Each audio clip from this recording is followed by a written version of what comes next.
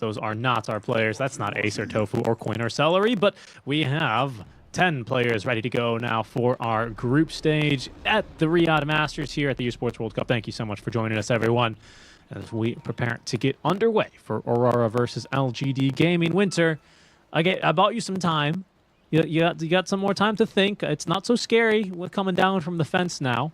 What do you think? Are you preferring this team fight heavy lineup of AURORA? Do you believe they can execute, or is it too complex? Do you think LGD will be able to undermine the cooldowns and the timings?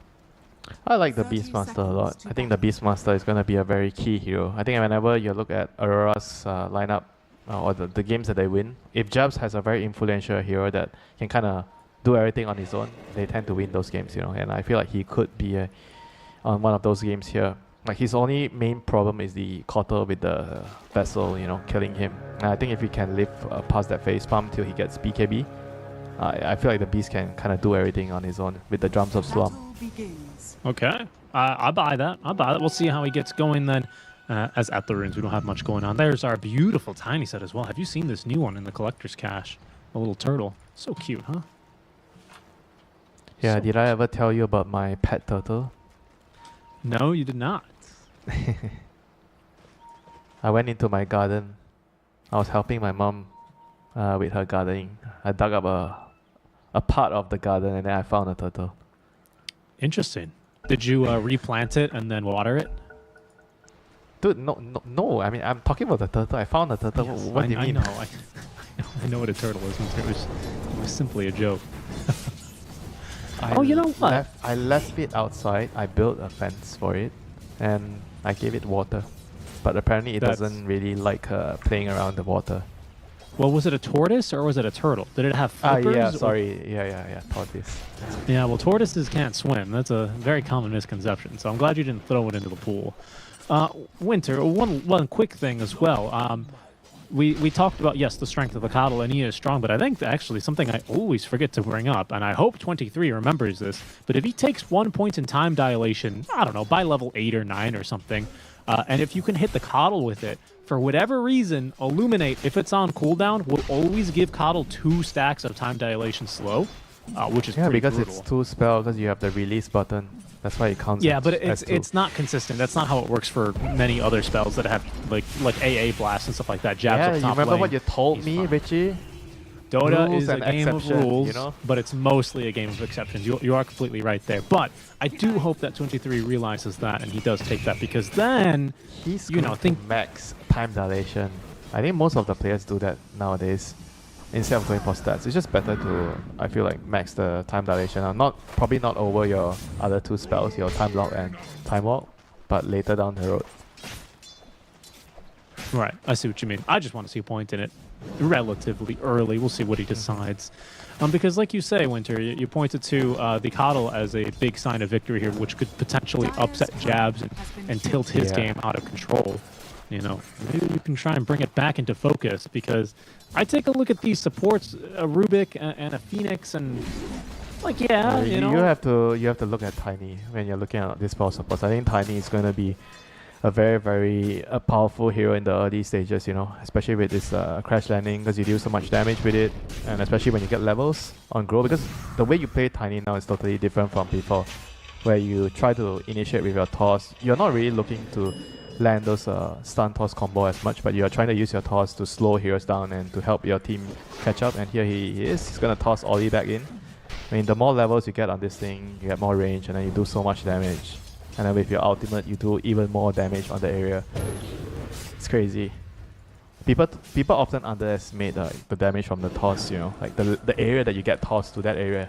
I don't know if you watched their last game against G2IG, where they actually won like a couple of team fights off a tiny toss damage, you know. Opponents were like pushing their towers, and then they got surprised by the damage, you know. Oh, crash landing is absolutely no joke, and to be honest, neither is this Liquid Frost. This one feels much better here on the Jakiro compared to the Liquid Fire. Is it low-key OP right now, or is it straight up OP? I think I don't know if it's OP. I can't really tell you the difference, to be honest with you. I just don't play at that level of Dota, but it does seem like the better one, and I'm seeing an overwhelming majority of players tend to prefer this one as well as support. I couldn't say about. I imagine actually on an offlane Jakiro, it might be busted. Could you imagine amping your spell damage on a Witchblade on Jakiro? That sounds dreadful. Sounds like actually, a mid-hero, you know? Yeah, most of them go Maelstrom now, actually, but you get the idea. The right-clicker build on Jakiro, so it's a they real go thing. Gleipnir, right? I guess. Maelstrom, Gleipnir. Yeah, I think so, something like that. We'll see. I mean, it's a position 5, so probably not gonna have the luxury of getting a Maelstrom early. Yeah, no, I doubt it here. I doubt it here. Yeah, the hero has been popping up in my games at least, you know, here and there. But I'm not really sure if it's like a very strong hero, so just have to see. Quick pause now as the servers get settled in anticipation for the main event. We can quickly check in on how our lanes are doing in Winter. It is a very strong start for New. Some of the highest base damage in the game, I believe, on Lycan, buffed even more by the stats he's carrying. He has 10 denies in the face of 23 Savage. Jab's also not doing too poorly, 20 and 6.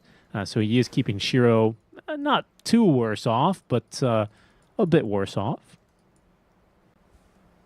Yeah, it's gonna get more annoying once you get arcane boots. Can keep spamming your axe onto the Ursa. And his lane partner is a Jakiro, right? So Jakiro doesn't really offer you sustain like a Witch Doctor heal or a Treant heal, something along those lines. So Right. I think at some point you're gonna just have to, I think, try to play for aggression. Because if you can't kill him in the lane, the beast is just going to throw axes at you, and you're gonna always have to ferry south. So it's gonna be annoying. True. Well, Shiro's just finished a salve now, so we'll see if they want to try and make a play. Q doing a good job at keeping Y pushed back and away from the lane. That is the thing, right? It's Ursa doesn't have really good HP regen. Jakiro has terrible mana regen, especially for how mana intensive his spells, but in the laning stage, his spell is being dual breath. So very limited resources here to fight with, and Aurora so far coming off a bit better. However, Yeah, they're trying to LGD, kill him already. They're bringing. they'll make the a rotation. Ursa is saying, "I can't take this, guys. I need a hand. I need a crash landing." Uh-oh. Well, here they go. Crash landing now onto Jabs, who does get the Hawk thrown out, but a nice controlled launch there as, okay, Jabs looking for a kill first. Jabs, he wants first blood. I don't think he's going to get it. Nice rotation from Ollie as it's Q who does secure first blood against Y. PYW strikes back on the Jabs as it's the supports who will be the last standing on the side of Aurora. Shiro killed by the right clicks. That's a TP incoming, which is not going to save the life of PYW, but it is going to be enough to change the fate of this fight as even Echoes TPs on in. Does he have the damage for Q? Ooh. Not nearly. He TPs away. That What was is that? huge. 6 heroes up top? That is huge, you know, getting the Kotal TP, and now the Ember is going to have like a huge advantage. If he can secure the 6-minute rune, he's going to know that the Kotal can not respond to his rotation, and I think bot lane is going to be the one lane that you want to try to snatch a kill on, you know, on the Lycan. Yeah, you could see there, by the way, the impact of crash landing. I mean, holy moly, it slowed him to a crawl, and the zero armor here, he just gets chewed up by the creeps. Speaking Yeah. of getting chewed up, 23 Savage just gets chewed up down bottom. Echoes, he rotates all the way through the gate and finds a big kill onto the Faceless Void. That was a very, very surprising move that actually kind of worked out, because they know that he has no TP, but I think 23 just forgot he can just gate, you know. So he was playing a little bit too far forward there, got caught. Level 1 time walk, so no way he escapes. A brutal death there, but here goes Lornoff now. He will rotate top, and the Hawks giving enough lockdown here for the kill easily. Pardon me, to go into the hand of the Ember Spirit. Yeah, both mid laners just making their presence felt in the game, and now 7-minute Wisdom Runes, so it should be 1 apiece. Nothing fancy gonna happen here. Okay, but something needs to be done about this Lycan. I mean, you talked about the Beastmaster potentially breaking wide open this game. The New has 20 denies at this point in time. They've gotten a kill onto 23 Savage. Are you afraid of a Lycan potentially running over this game the same way you were afraid of the Beastmaster running over the game? Yeah, I guess because your lineup is a little on the slower side, you know, so you have to try to keep the wolf in the cage somehow. Keep him in the Be it kennel. be it like the Chronosphere, be it the Primal Raw, You have to find a way to respond to him. Like he's gonna come online fairly quickly. He has his helm soon, 200 gold, and once you have that, your tier 1 tower is gonna be in jeopardy. Yeah, I don't know how you take it down either. I mean, I guess you commit a chrono in your team fight to kill him and boot him from the lane, but he'll be right back. You need 2 big spells to kill him. Exactly. That'll be a bit of a trouble point here, a pain point for Aurora. We'll see how they look to respond as New off to a pretty good start. Lornoff, 2 power runes out of 2 for him. This one's just the regen. Yeah, he's gonna have to look at how he can actually respond to the Lycan. I think he either has to wait for the Kotal to make a move, or he has to be ready to commit on a move on his own right now. Kotal is just happily just blasting away creeps. You know, he has his vessel, right? Yeah, vessel's done. Yeah, vessel's done. So that's going to be a big threat on the map. Yeah, especially if they can try and rotate into the triangle. Richie. He's steeping now. Okay, he's going to go bottom. I was afraid that they were going to find jabs when he was farming his stacks. So there's big stacks that are about to be cleared, which is not going to be the full ags, but it's going to be a serious acceleration for his jabs ags. That's a good ward out from Ollie.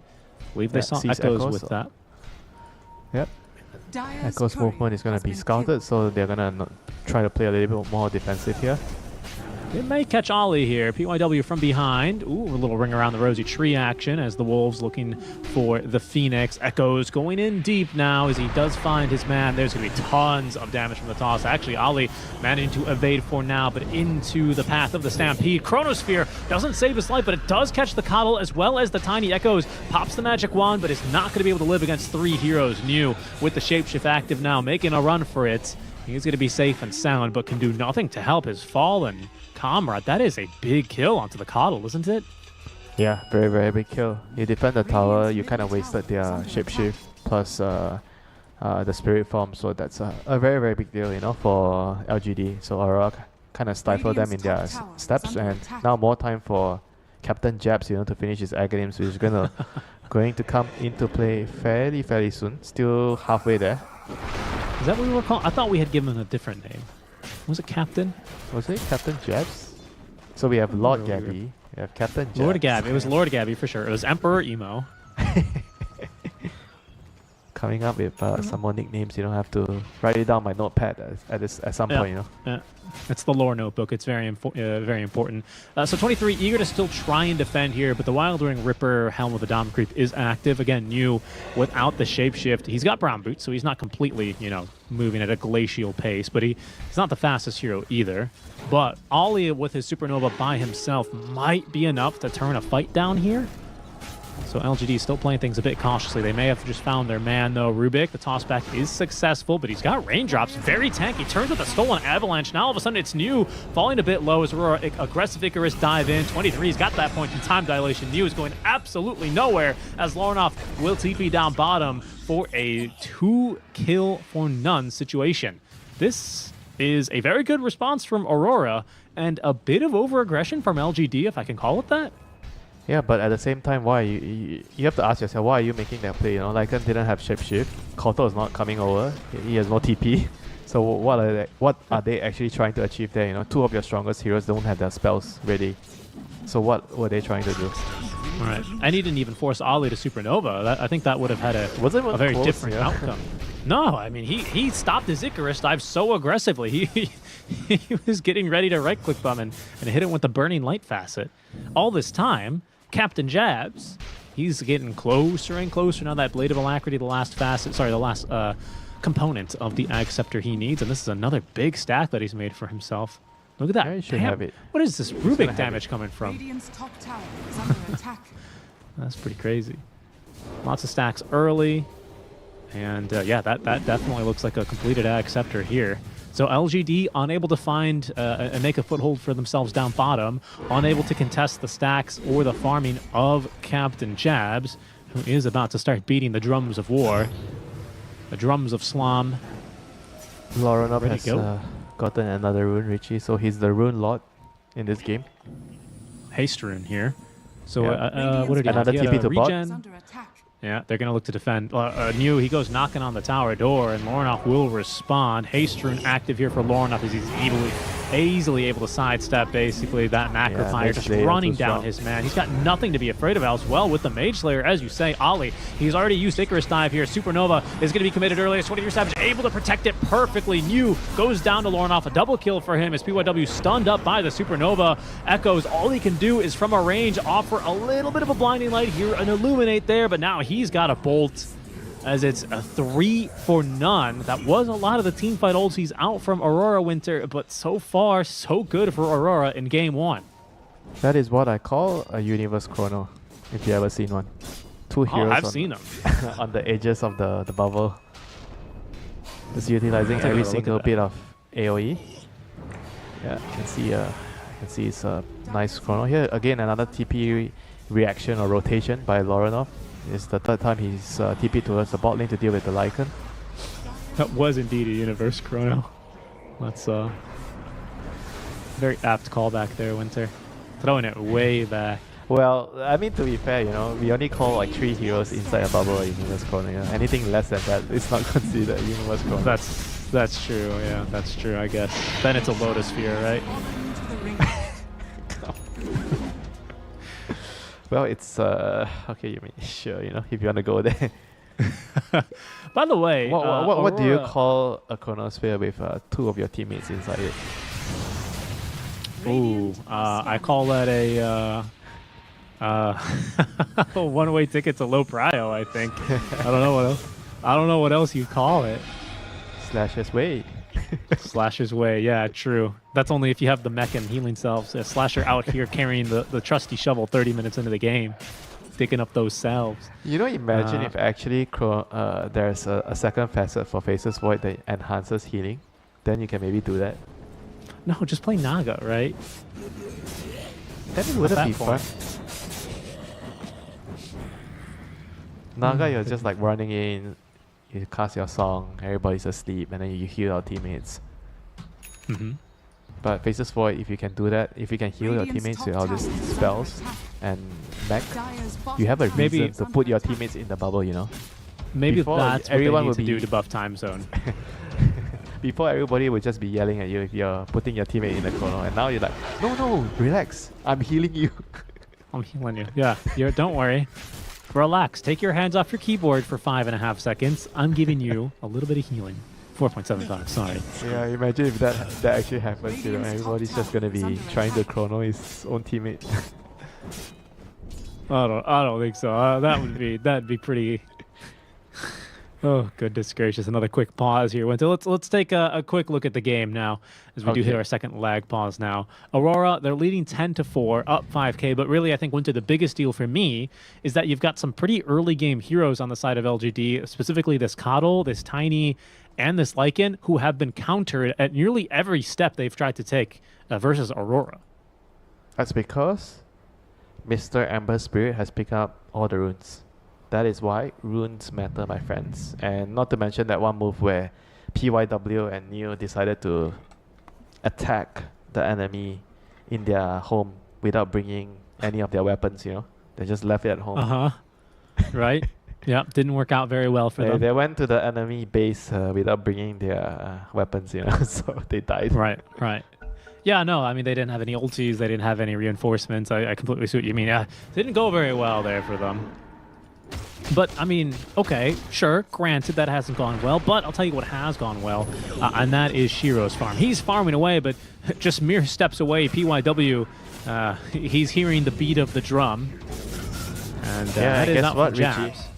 Jabs is gonna rush his BKB, so he knows that that's his only problem in this game. He's gonna die to the Vessel and the Solar Bind, so he's not even gonna get Blink first. He's going to go into the BKB. I like it. He's going to be able to ignore that Will-O-Wisp as well, which is quickly being purchased here. Lorenov, he's had his TP cancelled. That may finally give the go-ahead for New to find himself that tower down bottom, but it may cost Y his life. As Lorenov finds his man, has got so much damage here. My goodness, that Ember Spirit melting the Jakiro. And that is going to be the tier 1 tower gone. Meanwhile, the bot tower finally dies as New sets the Dark Troll Summoner and all the skeletons upon it. So, a little bit of space created at the very least there, canceling that Ember's CP. Well done.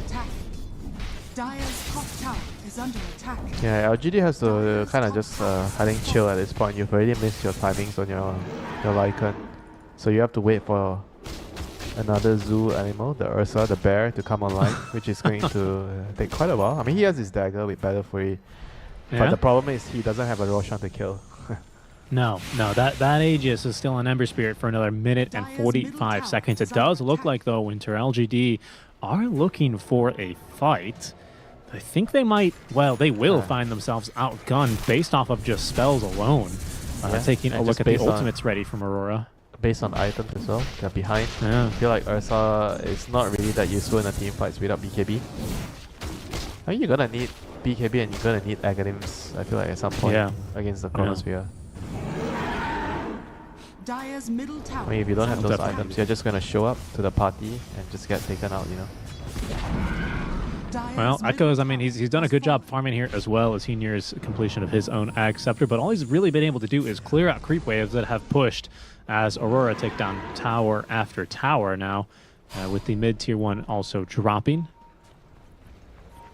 As we can see here, it is a fast Blink Dagger for Shiro, but he's going to be basically using it to go camp to camp for the next little bit of time. And as you said, Winter, about these timings, well, Jab's about to hit a pretty decent timing of his own, as this wave is going to give him the money he needs for the BKB. It's already coming his way. Radiant's bottom tower is under attack. And once you have BKB, you're gonna be invincible in the team fights. I feel like he's not gonna be dying. And if Beastmaster's in front drumming and you can't kill him, you're gonna have a lot of problems, you know. And I feel like the only person that can kill him right now is Ursa. Like if Ursa's not agreed. standing next to him and getting the Fairy Swipe stacks on him, you're practically not killing the beast at the moment. But Ursa's got a couple things to be careful for as well, right? I mean, you look at the team fight, you look at, I mean, of course, the Faceless Void Chrono is going to be a problem until Ags. You've got Supernova, which may be kind of directing your attention. There are problems here, right, for the Ursa Warrior. He's still but a mere cub. He needs to get a little bit stronger here before he really becomes the be-all, end-all that LGD need him to be. Because one small thing to note, it's never really, I think, going to be too make or break in a fight. But while you do hit ward units such as Tombstone, Plague Wards, Supernova, of course, in this game, you do not cleave off of them. So this Battle Fury is effectively giving him nothing when he's auto-attacking the egg. Small little interaction there.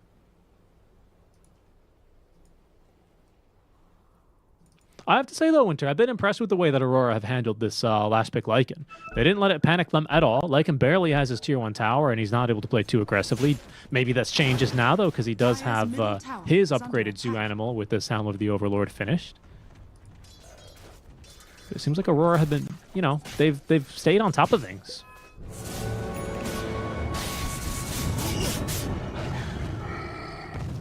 As the first Aegis is reclaimed, it's a small net worth lead here for Aurora, but most notably, I think you take a look at what the map control has looked like for them, and they have moved fairly comfortably within maybe 60% of the map, while LGD have been left to the rest.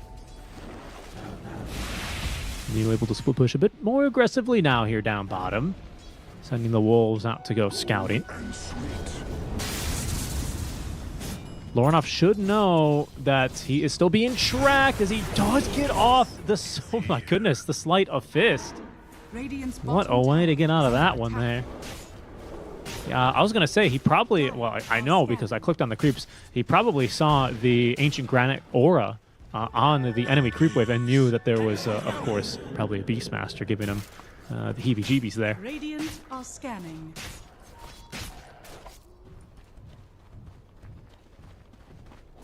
Not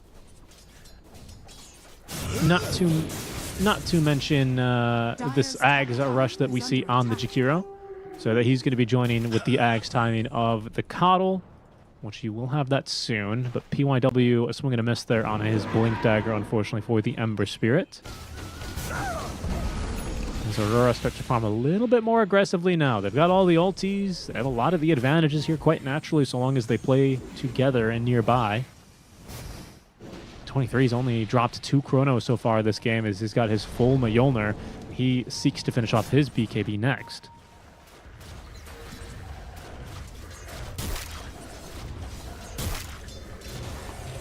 Radiant's bottom tower is under attack.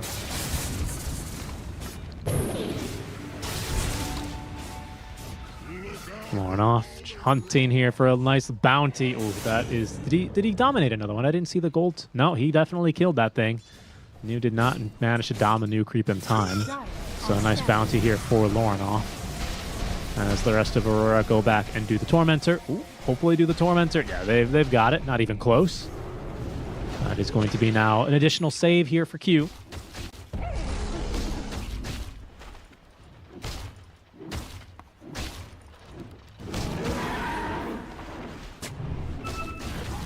Oh, Dyer did the Tormentor as well, so Wise got his. Very good to know.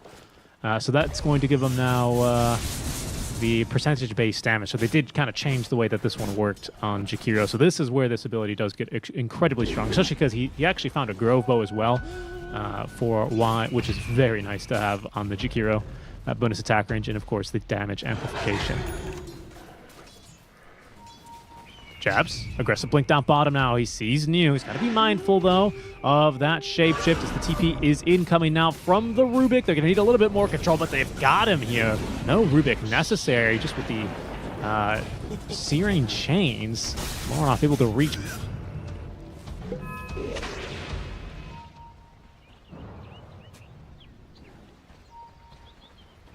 X up to 500 gold away here for the Jakiro.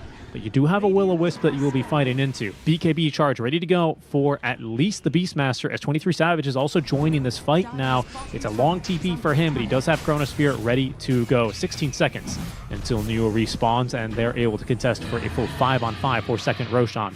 It's clear as day now that Rosh is being taken with that Roar of Retribution, but LGD, they just cannot muster the strength. They don't have the heroes they need to be able to contest, and so second Rosh goes the way to Aurora.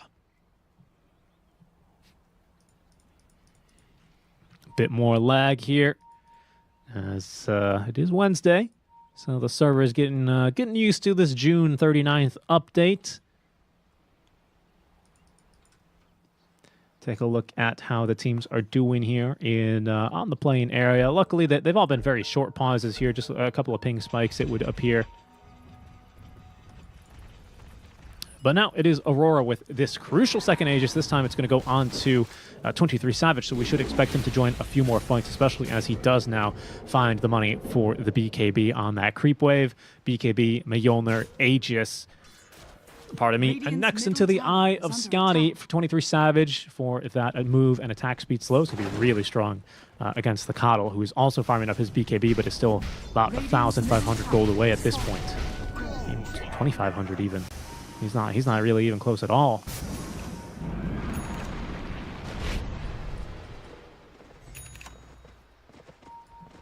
Winter spoke of Wolf Bite earlier, and well, that Ag's upgrade in progress as well for Lycan, but again, he's still quite far away from it as well.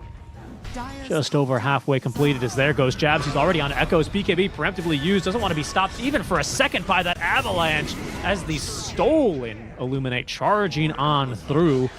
Lornoff on a monster kill streak now here on the Ember Spirit. 8-0 and 4. He's been having quite the game here. LGD, they have not been able to step to this Ember Spirit as Aurora with a big pick off now. Look for a tier 2 tower, the first one of the game up top. Shiro will push his creeps at least down bottom to equalize here as far as pressure goes, but it is very much Aurora who are moving where they please and are dictating fights at this point. 15-4. I don't think really tells the full story here about the missed rotations, even early on from the Coddle, rotating through the twin gate, TPing top to try and find the kill, missing out, salvaging it by going through the gates, finding a kill down bottom, but ever since then, Aurora, they have been very calculated with their usage of the ultis. They probably recognize how big of a resource it is and how easily LGD can fight around a lack of those ultis. So Aurora have been very patient with them now. We did see that first upgraded Macropyre up top by Y, who's continuing to cut waves here. Just trying to burn time off of this Aegis. We've got a lovely little overlay that calls it an Aegis power play, to borrow another ice hockey term, something like a penalty kill at this stage for LGD, which is going to be a lot of, just shoving waves and dodging fights. Not really sure if they ever really dodge fights in the NHL, but or any other hockey league for that matter. But here in Dota 2, that is going to be the strat. But eventually, AURORA able to babysit and escort a wave to the Tier 2 tower. They will get what they came for here, and there's no fortify anymore. Dire's top tower is under attack. As far as other support items that AURORA are holding, I'd like to highlight these a bit as well. I see a Solar Crest now for the Phoenix, Rubik with a Glimmer Cape, and of course his Ag Shard. And a little bit more cast range thanks to Eye of the Vizier. Can really be basically a little mobile force staff for his teammates. But it will be a second Tier 2 tower, this one in the middle lane. LGD, they should get this bottom Tier 2. As PYW, hoping that someone TPs down here, will be left empty-handed, so he'll just go ahead and join in. But it's trouble onto the high ground as they've caught the Jakiro. They've killed the Jakiro. That is a godlike streak now for Lorinoff. 9-0 and 4 on the Ember Spirit. Full Gleipnir on display. Dire's top tower is under attack.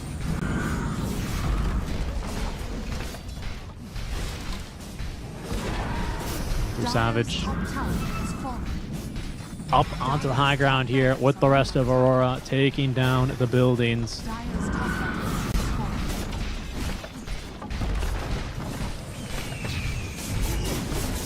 Dire's top barracks is falling.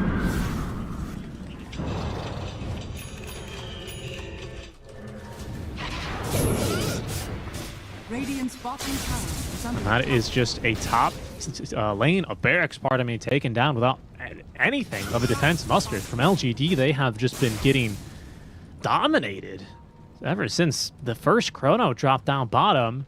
Here is potentially their chance to take a turn, as they are just 25 seconds from this Aegis being reclaimed now. Out from 23, Savage. Smoke will break, and they won't find Lorinoff yet again. He gets the remnant away in time from PYW.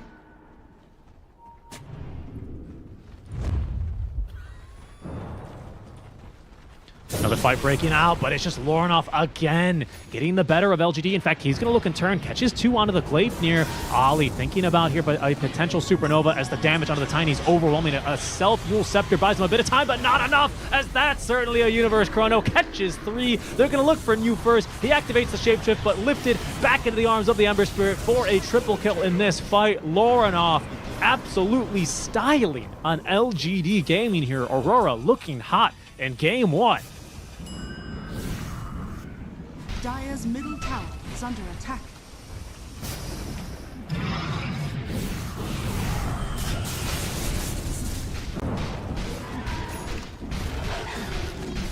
Dire's structures are fortified. Radiant structures are fortified. Dire's middle tower is under attack. Shiro will jump in, but 23 has got him covered here, and that's a stolen Ice Path now for Shiro, only up to level 1. Big Macropire will burn down these heroes with the Ag Scepter upgrade, but everyone's still alive, including 23, who gets another time walk away. Shiro's dead for 70 seconds. Jakiro down for 40. PYW, he's not going to be able to get back onto the high ground either, as again, the stolen Ice Path is catching them, and that is going to be the GG dropped. LGD Gaming. They didn't get a foothold in this game whatsoever. AURORA absolutely dominate here.